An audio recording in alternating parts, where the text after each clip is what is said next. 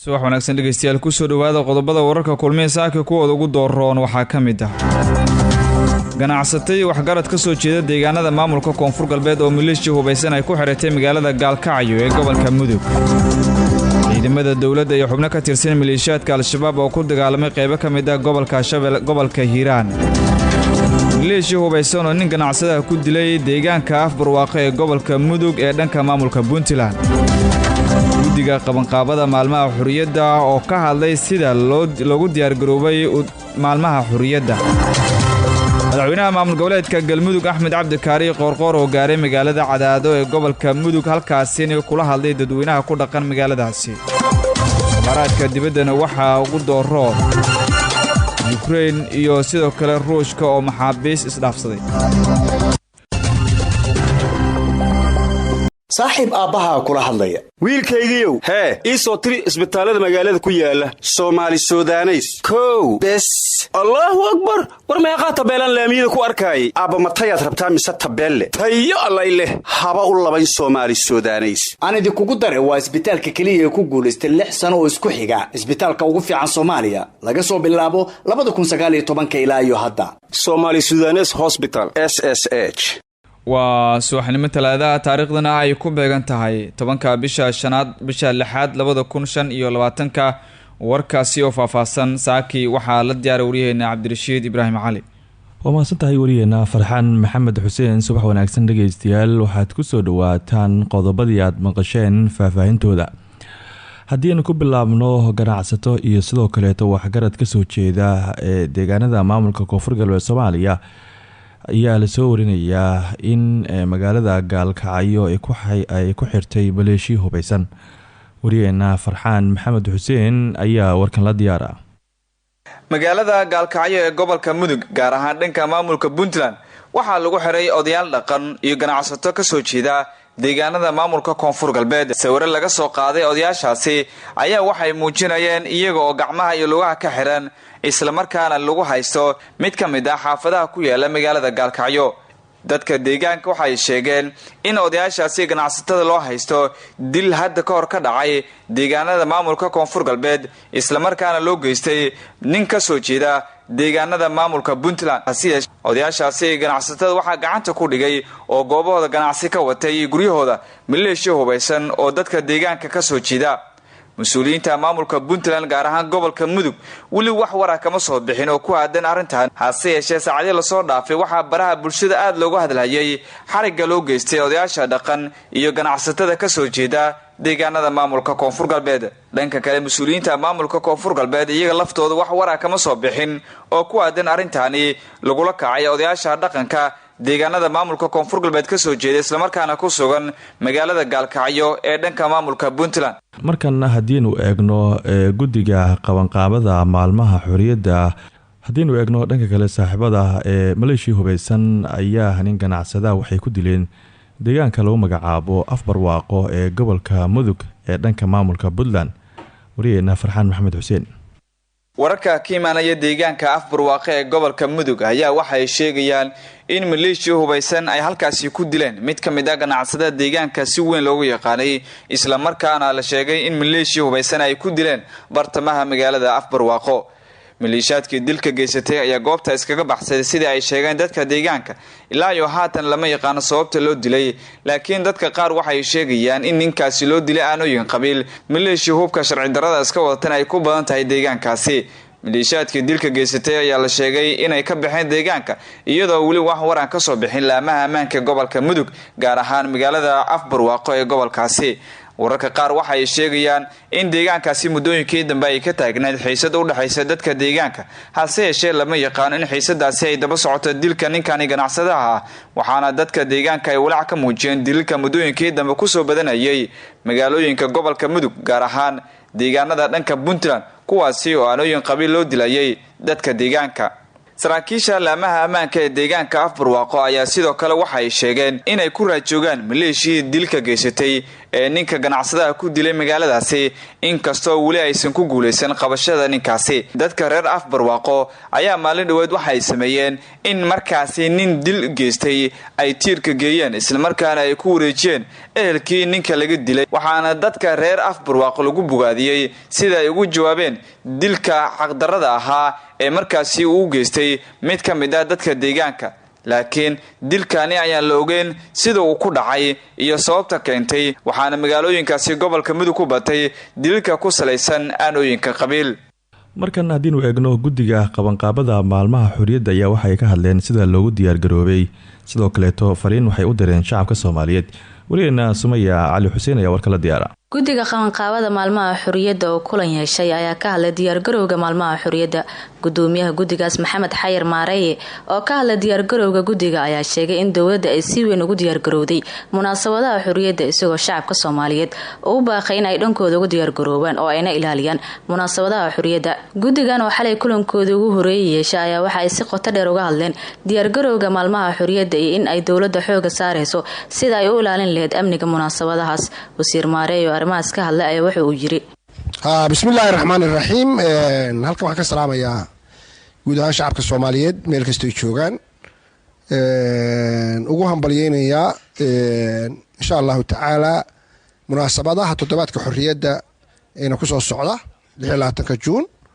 iyo 1 Julaay oo insha allahu tacaala dhowaan ay bilaabanayaan dabaaldegoodu. halkan caawa waxaa ku shiray guddiga ra-iisul wasaaraha Soomaaliya mudane Xamse Cabdi Barre oo xil saaray inay qabaqaabiyaan ummadda Soomaaliyeed, xasuusiyaan waxa ka dhaxeeya ee ugu weyn ee ah maalintii ay xornimadooda iyo sharafkooda qaateen. runtii waxaanu doonaynaa laga bilaabo caawa waxaa TV-ga qaranka iyo meelo badan ka bixi doona barnaamijyo lagu xusayo taariikhdaas weyn ee Soomaaliyeed oo 65 sano 65 guuradii xornimada Soomaaliya oo sidaan sheegay waxa ugu weyn ayna ka dhaxeeya sharafkeena iyo karaamadeena. waa ka xunnahay in qarankeenu uu liicay oo dagaalo sokeeye oo dadka Soomaaliyeed igu gacantooda isugu geysteen uu ku burburay. laakiin dalku hadda meel xoog leh ayay dowladnimadu maraysaa. weli wax badan baa dhiman, laakiin aad iyo aad baa sanadba sanadka ka dambeeya dowladnimada iyo awoodeeda iyo sharafkeeda iyo karaamadeeda iyo maqaamka ay adduunka ku leedahay aada u soo weynaanaya. marka munaasabadahaasaa bilaaban doona oo aan soo jeedinaynaa shacabka Soomaaliyeed, dhalinyarada Soomaaliyeed, bahda warbaahinta, dhaqanka, waxgaradka, gabdhaha Soomaaliyeed inay ka qayb qaataan. oo weliba sanadkan 2025 oo aan sheegay 65 guuradii inay tahay muhiimad gaara uu leeyahay. marka muhiimadaasaan weyneyn doonaa insha allahu tacaala. marka hambaryadaa horudhaca baan shacabka Soomaaliyeed u dirayaa iyo inay la shaqeeyaan hay-adaha dowladda ee labada heer ee dowladda, heer federaal iyo heer dowlad goboleed, oo munaasabaduhu iyo dabaaldega iyo qabanqaabadiisu ka bilaabanayaan. aad baa umahadsan. wallaahi horta marka horeysa ummad kastoo adduunka ah waxay leedahay maalmo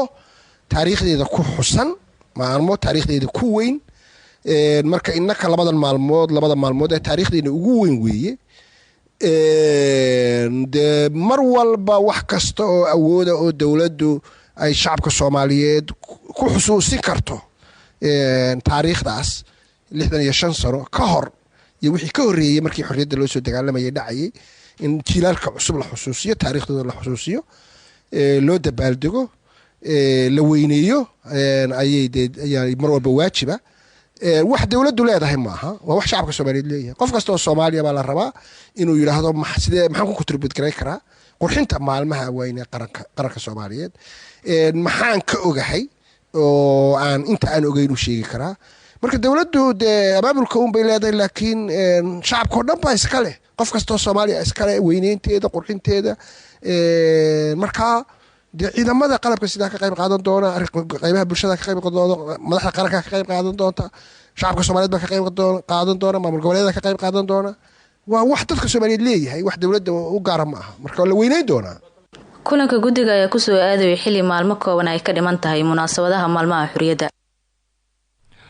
markan dhageystayaal haddii nu eegno madaxweynaha maamulka galmudug Axmed Cabdi Kaariye Qorqor ayaa gaaray magaalada Cadaado ee gobolka Galgaduud waxaana la soo warinayaa in halkaasi ay ku soo dhaweeyeen shacabka ku dhaqan sidoo kale xubno ka mid ah mas'uuliyiinta maamulka galmudug ayaa waxay ku soo dhaweeyeen magaalada Cadaado. madaxweynaha maamulka galmudug ayaa waxa uu aad iyo aad ugu mahadceliyay shacabka deegaanka iyo sidoo kale mas'uuliyiinta sida heerka sare ee ugu soo dhaweeyay magaalada Cadaado wuxuuna shacabka ka qaaday in halkan intuu joogo uu kulamo la qaadan doono qaybo ka mid ah mas'uuliyiinta iyo dadka deegaanka. aad iyo aad baan ugu faraxsanahay inaan soo dhaweyntiina aad iyo aad ka qiimaha badan maamuuska iyo bilgaha sabale waad iyo aad baan kaga mahadcelinaynaa adinkoo isku duuban maamul iyo shacab weyne reer Cadaado waxaan leenahay waa mahadsantihiin muddo dheer oo sanad iyo wax la jira Cadaado igu dambeysay intaas ka badan waxaan isiri reer Cadaado laga maqnaan karee waa idin nimid waana mudantihiin inaad idin nimaadno si aan idinla wadaagno wax badan oo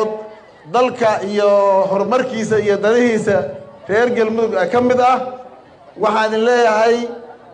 qodba dheer halka lagama baahnee waa wada joognaa qaybaha kala duwan ee bulshadana waa kulmaynaa waana isla wadaagaynaa wax walba oo horumar iyo wanaag iyo horusocod ah reer Cadaado waxaan leenahay waa meeshii looga bartay ama ay ka soo baxday galmudug midaynteedii asaaskeedii ka yimid reer Cadaado taariikh baad leedihiin taariikh midnimaad leedihiin taariikh tanasul baad leedihiin taariikh sharaf baad leedihiin aad iyo aad baan ku mahadcelinayaa haddana qayb ka mid ah talooyinkii iyo horumarkii ayaanu ka tashanaynaa isugu nimid mar kale waa mahadsantihiin reer Cadaado. codkaasi aad maqlaysaan waa madaxweynaha maamulka galmudug Axmed Cabdi Kaariye Qorqor oo gaaray magaalada Cadaado ee gobolka Galgaduud. markan dhageystayaal haddii nu eegno ciidamada dowladda iyo al-shabaab ayaa ku dagaalamay qaybo ka mid ah gobolka Shabeellada Dhexe. wariyeena Bashiir Cali Daahir ayaa warkan noo soo diray. ciidanka xoogga dalka Soomaaliya kuwa deegaanka ayaa howlgallo saacadihii la soo dhaafay ka sameeyay inta u dhaxaysa deegaanka Yaasooman iyo Awoore oo ka tirsan degmada Buuloburte ee gobolka Hiiraan. saraakiil ka tirsan ciidamada xoogga dalka Soomaaliya ayaa horkacayay howlgalkan kaasoo ciidamada xoogga dalka Soomaaliya iyo kuwa deegaanka oo iskaashanaya ay kortageen fariisimo dhowr ah xubno ka tirsan al-shabaab ay ku sugnaayeen muddooyinkii la soo dhaafay. saraakiisha ciidamada xoogga dalka Soomaaliya ayaa sheegay in howlgalkan lagu baadigoobayay dagaalamayaasha al-shabaab oo la sheegay inay halkaasi si dhuumaaleysi ku imaanayeen muddooyinkii la soo dhaafay. sarkaal ka tirsan ciidamada deegaanka ee Macawisleyda oo howlgalkaasi qaybta ka ah ayaa sheegay in deegaanka Yaasooman iyo deegaano kale ciidamada dowladda iyo kuwa deegaanka ay ku sugan yihiin haatan howlgallo ay ka wadaan. sidoo kalena wuxuu digniin u jeediyey dhalinyarada la soo qaldayo ee lagu soo qaldayo dagaalka. waxaan ku sugannahay maanta Yaasooman meeshaanu waa meel halbowlaa qoftii taqaano Yaasooman waa xundhurta amba xoogahay xubinta ugu muhiimsan ee bariga gobolka Hiiraan. dhowr mar waxaa maskaxdayna ku soo laalaabatay shabaab ay Yaasooman joogo war shabaab annaka degan oo ciidankayna ka koreeyo ilaa Burdhoobo ilaa halkaas ilaa tuuladii qoroftaad annaka joogno shabaabna meesha ma imaan karo. shabaab Hiiraan isku juri ma hayno waana cadow mihigaan ummadda Soomaaliyeedna waxa ugu baaqaya dhammaan kuwa jubbada hoose joogo ay Ilaahay maqaadaan ay tahay kuwa Shabeellada hoose joogo. now ilmahan maalin kasta meedkooda la jiiday oo meesha lagu jiiday la soo qaldaa oday walbo canukiisa la soo qaldo been loo sheegay inuu meesha kala baxyo hadduu Kenyana lagu soo qaldan inuu hadda kala baxyo hadduu hadda ku tala juran inuu ka laabayo saamaxa dhacay adoo waxa ku dhimanaysa ana aqoonin aqeeda ana haasan dal iyo dad islaameed ina soo aadid waxa kaaga sharaf fiican in dalkaaga si sharaf ku joogto ciidamada kuwa deegaanka iyo kuwa Macawisleyda ay waliba kuwa militariga waxa ugu baaqaya ayakana sidii shaqada u wadaan laf dhabarka ay habeen iyo maalin dheedada iyo dhaxanta ugu jiraan inay shaqadooda meesha ka sii labajibaaraan cadawgaana waa nafal caari oo asaaba gacan ku bada qawaariij waxay gashay iyo waxay gudamo la. saraakiisha ciidamada xoogga dalka Soomaaliya ayaa tilmaamay inay sii socon doonaan howlgalladan ka dhanka al-shabaab taasoo saacadihii lasoo dhaafay ka sameeyeen inta u dhexaysa deegaanada yaasooman iyo awoore. muddooyinkii lasoo dhaafay ayaa dagaalo aad u culus waxay ka dhacayeen deegaanada dhaca xadka ay wadaagaan gobollada hiiraan iyo shabeellaha dhexe, kaasoo u dhexeeyay ciidamada deegaanka iyo kuwa xoogga oo dhinaca iyo dagaalamayaasha al-shabaab. Bashiir Cali Daahir, Radio Kulmiye, Jowhar.